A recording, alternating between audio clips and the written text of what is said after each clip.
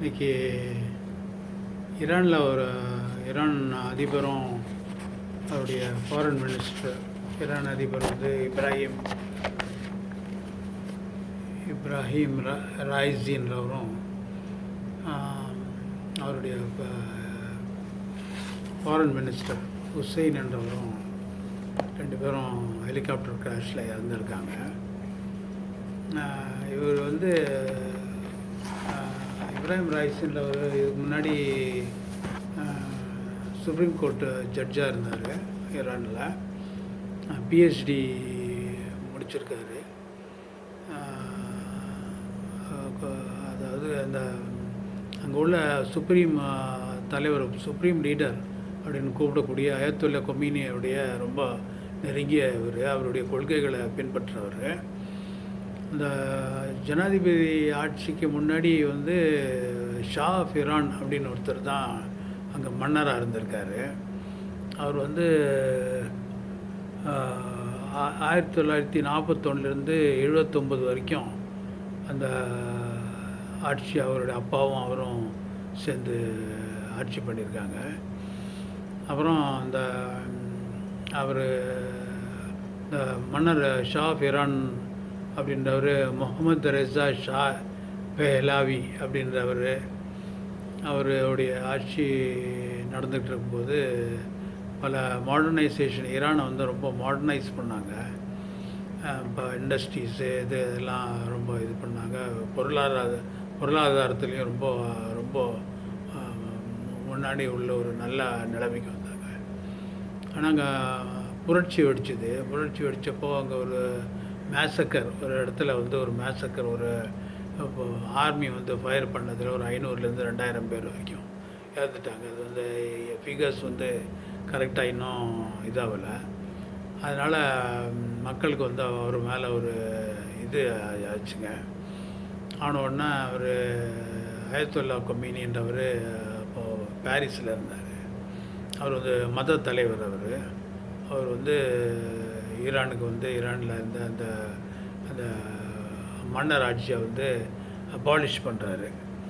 1979ஆம் வருஷம் அபாலிஷ் பண்ணி இவர் வந்து ஈஜிப்டுக்கு எக்ஸைல் ஆகிறார். ஷா ஆஃப் ஈரான் ஈஜிப்டுக்கு இது எக்ஸைல் ஆகி அங்கே வாழ்ந்துட்டுருக்காரு. அங்கே அவருக்கு வந்து டெர்மினல் கேன்சர், அதாவது பிளட் கேன்சர் மாதிரி அவருக்கு வந்து அவர் வந்து ஒரு 4 இயர்ஸில் இறந்து போகிறாரு. அப்போ அருமையான டாக்டர்ஸ் எல்லாம் அவரை பார்க்குறாங்க. அவருடைய மகன் வந்து எக்ஸைலில், அதாவது வேறு நாட்டிலேருந்து அவர் தன்னைத்தானே ராஜான்னு அறிவிச்சுக்கிறாரு. ஆனால் அயத்தொல்லா கொமீனி வந்த பிறகு அங்கே வந்து வேறு மாதிரி ஆட்சி நடக்குது. கிட்டத்தட்ட 8 பிரசிடெண்ட்ஸு அங்கே மாறிடுறாங்க. இப்போ இப்ராஹிம் ராய்ஸின்றவர் வந்து 8வது பிரசிடெண்ட்டு. அவர் தான் அந்த சுப்ரீம் லீடர் என்ற பதவிக்கு அவரை தேர்ந்தெடுக்கக்கூடும் அப்படின்ற ஒரு இது நிலைமை இருந்தது. அவருடைய ஃபாரின் மினிஸ்டரும் அவரும் தான் இப்போ ஹெலிகாப்டர் கிராஷில் இறந்துருக்காங்க. அவங்க வந்து இந்த ஈராக் போரை பற்றி நீங்கள் கேள்விப்பட்டிருப்பீங்க. அதில் வந்து 2 சைடுக்கும் வெற்றி தோல்வி இல்லாமல் அந்த வாரம் முடிஞ்சது. அது வந்து ஈராக்கு உள்ள பார்டர் பிரச்சனை, இந்த மாதிரி பிரச்சனைகளால் அந்த ஈரான் இப்போ ஆயிரக்கணக்கான சோல்ஜர்ஸ் இறந்துட்டாங்க. அப்போ வந்து சதாம் ஹுசேன் வந்து ஈராக்குடைய தலைவராக இருந்தார். அப்போ தான் அந்த இது நடந்தது. அப்புறம் வந்து நியூக்ஸ், அதாவது அந்த நியூக்ளியர் பவர் வந்து பீஸ்ஃபுல் பர்பஸஸ்க்கு யூஸ் பண்ணுறேன்னு சொல்லிட்டு அவங்க வந்து இது பண்ணிகிட்டு இருந்தாங்க. அவங்க வந்து அது இது பண்ணாங்களா இல்லையான்றது சரியாக இது பண்ணாங்க. அப்புறம் வந்து நீங்கள் சால்மான் ருஷ்டி நீங்கள் கேள்விப்பட்டிருப்பீங்க. அவர் வந்து ஒரு பெரிய எழுத்தாளர், பாம்பேயில் பிறந்து அமெரிக்காவில் போய் வாழ்ந்தவர்.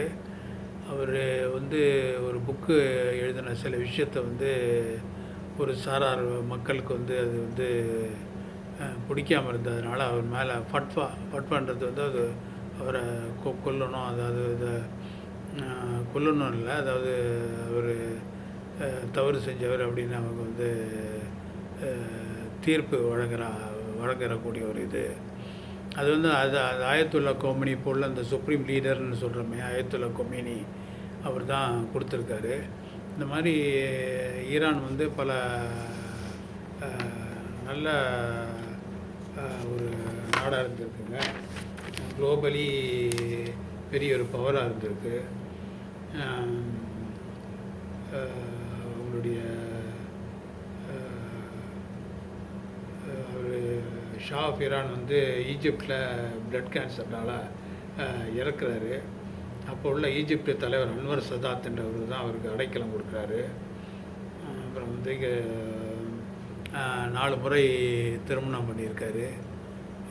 அதாவது அவர் வந்து மன்னராக இருக்கும்போது அவர் வந்து ஏர்ஃபோர்ஸு, ஆர்மி, நேவி 3க்குமே மார்ஷலாக செயல்பட்டிருக்காரு. இப்போ வந்து ஹெலிகாப்டர் கிராஷில் இவர் இறந்துருக்காரு. இப்போ வந்து அங்கே ஒரு ஆட்சி மாற்றம் ஏற்படக்கூடிய ஒரு வாய்ப்பு இருக்குது. வேறு ஒரு சில விஷயங்களை வந்து நம்ம பேசுகிறது வந்து சரியாக இருக்காதுங்க. ஆனால் அது கொஞ்சம் சர்ச்சைக்குரியதாக ஆகிடலாம். அதனால் ரொம்ப நன்றிங்க. உங்கள் டைம் எனக்கு தந்ததுக்காக ரொம்ப நன்றிங்க. நன்றி.